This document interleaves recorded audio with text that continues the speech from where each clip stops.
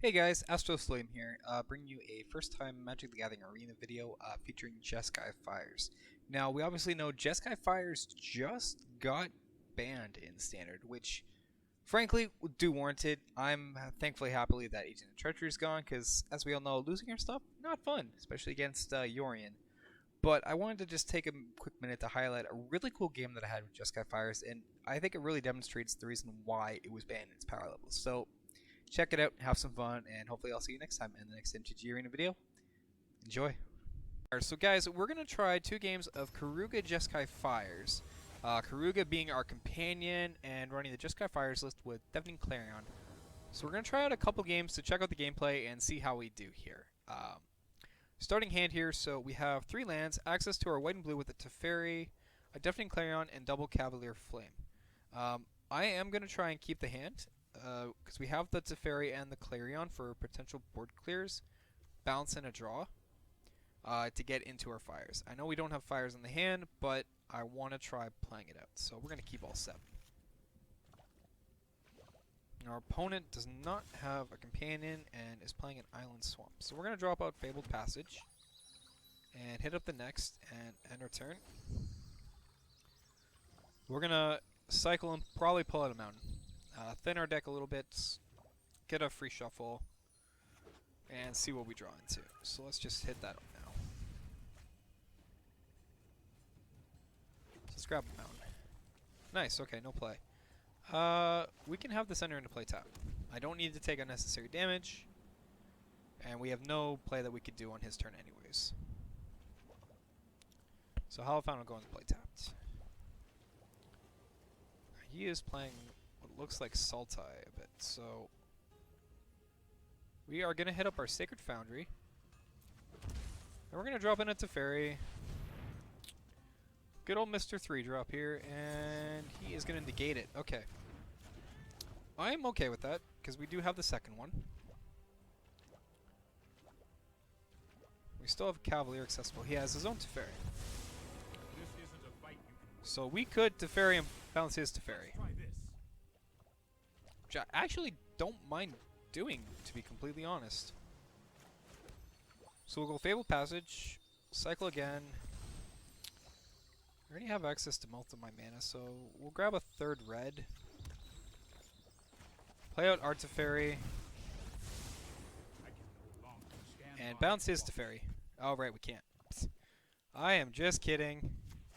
Teferi cannot target Planeswalkers. I am on 5.5 hours of sleep. So that's how this game is going. Oh, there may be a few misplays in this video, guys. It's just going to be how it is. I'm trying to catch up on sleep and be awake. I think I'm going to actually Cavalier Flame next turn. Although he can just bounce it. Despite him being able to bounce it, I do kind of like going for it, actually. Because it is just a 6/5.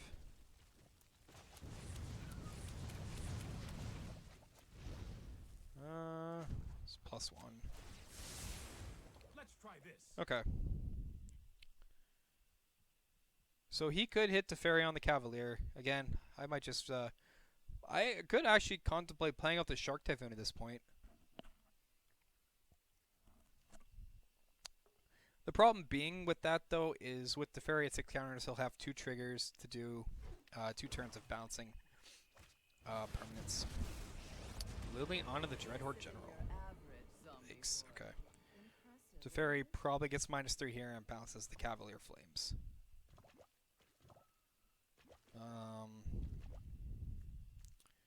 Could create a 2/2. Yeah, it makes it 2/2. Bounces 3, I guess. So I think what we'll end up doing is we'll Kenrith and Haste and Trample and then swing into Teferi and kill it.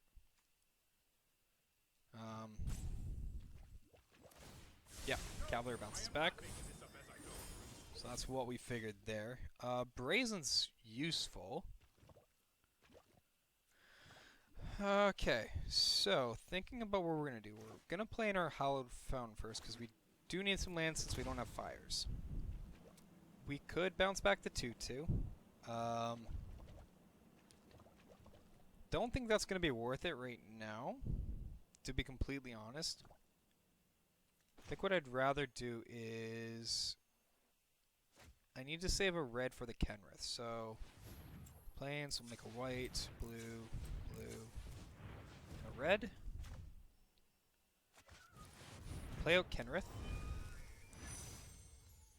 Kenrith is going to get haste and trample. We're going to move to combat, and we are going to kill Teferi. He has to block, and the trample damage will still kill Teferi. He'll get the draw trigger, but that's fine. We can +1 on our Teferi and put it to 7. I've got time. He may go for the -4, but it's only going to force a sack on my Kenrith, which is kind of okay. Not amazing. I might consider doing the Brazen Borrower depending what he does here. If he does not force the sacrifice on the Kenrith, I would consider bouncing it. The only problem is as soon as he replays it, he just minuses 4 and then forces a double sack on my permanents. Okay, Mortify. In that case then, we're probably just going to go Shark Typhoon. I know 88 ways to defeat you. Pick one. No, that's fine. He knows I have the Cavalier, but we could always just bounce the... Just the trick for this. If I wanted to do certain things, I could actually Shark Typhoon here.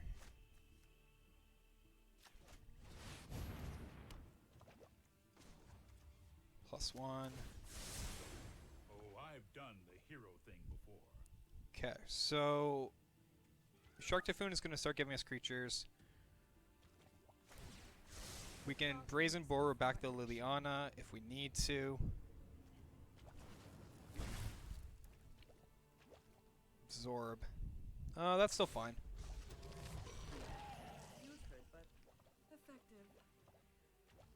Even on a counter, it doesn't matter. So I could even like Deafening Clarion, clear his board, and a Brazen Borer back. I'd still get triggers on Shark Typhoon. I don't want the ultimate of Liliana. Turn type and sacrifice the rest. Yeah, that's a little annoying. So I definitely have to deal with Liliana. So it'll probably be the Brazen Borer. He does have the Absorb. So how do I catch him off of that? Hey, that was uncalled for. Is the question. Bone Crusher is an option. Okay. So we have enough mana to do both. So let's start out with Clarion first.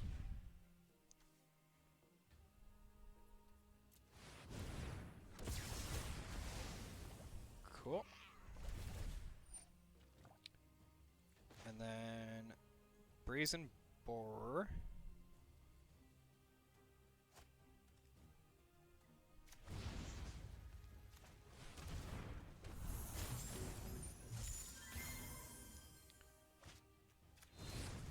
Narset can die too. Okay. And we will +1. This might be a bad idea. Okay.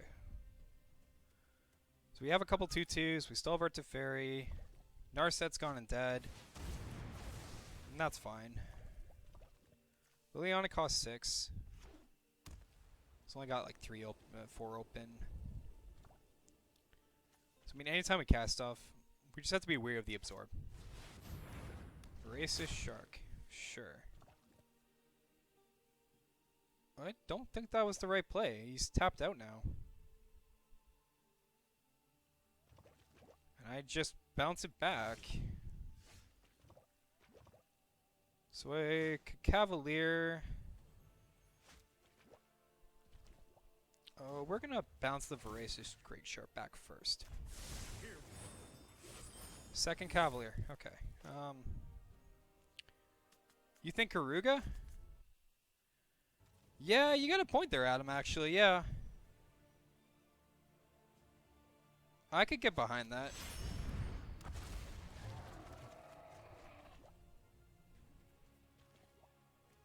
Trium.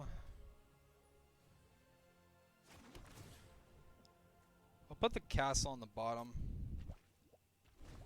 Another Brazen Borrower is kind of nice. Yeah, I think the Kruger was the right play. Yeah, I'm for it. It gets our draws.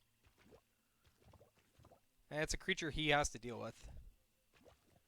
I'm still curious why they casted the Voracious Greatshark on their turn. That to me seemed weird. I would have thought the fact it can counter it does. Like we have a borrower here, right? That's fine. Dreadhorde General, sure. We can bounce that back again.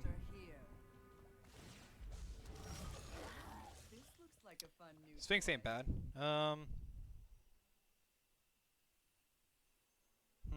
So we have a few options. Could have to think about this. I don't have to worry about Liliana. No, I do have to take care of Liliana and...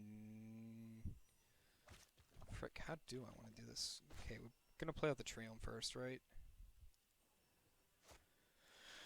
I could do this, actually, and cycle 3 cards. It's not terrible.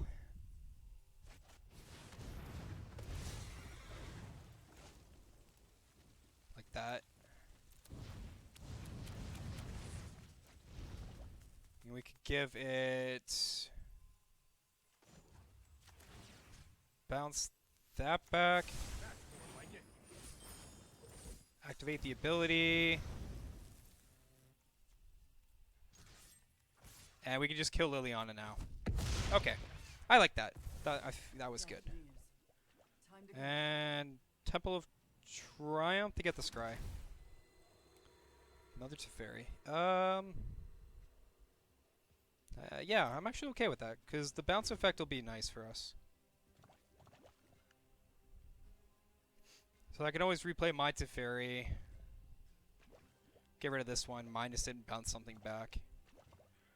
The fact he keeps choose odd or even. Sure. That's fine. So you gotta open 1, 2, 3. The exact mana for a absorb. There's the Voracious Greatshark. Again, he's tapped out. When does that ever seem like the right play? Whenever you come... Alright. We can do Teferi first. No, hold up. What am I doing? Cavalier. Cycle 1 land. Ooh, fires. Yes. We get a 3/3. We're gonna keep our 4. We're gonna minus it. Bounce the shark back. Okay.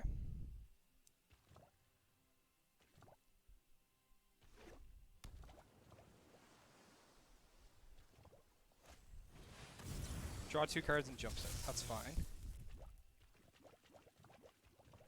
I would think at some point he would learn like the whole the Voracious Greatshark, right?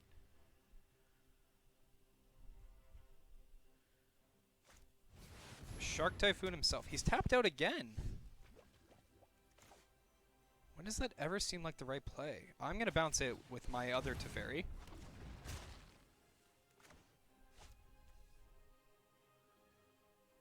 I want the alternate cost.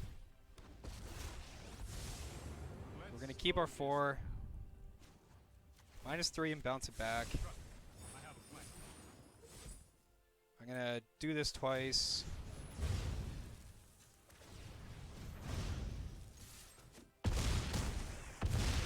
And there we go. So, that was Karuga Fires, guys. A pretty easy, quick game. There were some weird lines of play. Some spots that were a little different. Obviously, having like the 3 Teferis was kind of a really big help. The continual bounce effects, our draw. But we worked around a bit of a control strategy. So, if If you want to keep seeing more MTG content, feel free to hit that follow button and subscribe.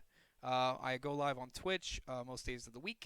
Friday nights, we do a Commander night with our podcast, Draw for Turn, and Monday nights, every bi-weekly, is our Commander podcast recording. Thanks for watching, guys, and keep tuning in for the next video.